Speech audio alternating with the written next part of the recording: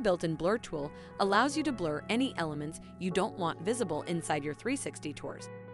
To use our blur tool, you will need to log into your EyeSpy360 account and click on the tour you wish to edit.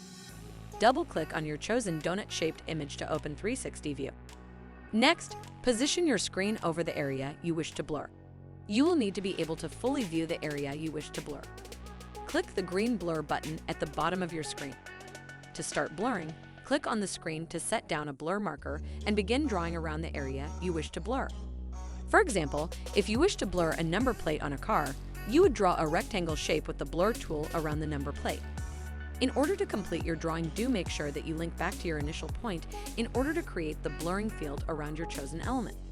Repeat this process for all elements you wish to blur inside your 360 photo. Once you are ready to blur these elements, click the Apply button at the bottom of your screen. This will then blur out your selected areas inside your 360 photo. Remember, to save your changes to your published tour, you will need to republish your tour in order to update it. Double-click on the donut-shaped image you wish your tour to start on. This will open 360 view. Position your screen in your desired starting position, and then click the blue Publish button in the bottom right-hand corner of your screen. This will republish your tour and update it with your changes. If you wish to delete a blurred element from your tour, please follow these steps.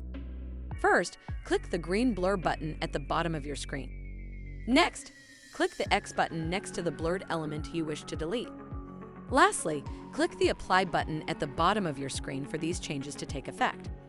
If you wish to delete all of the blurred elements inside your 360 photo, click the trash icon inside the blur pop-up window that appears when you click the green blur button. This will reset your 360 photo to its original state.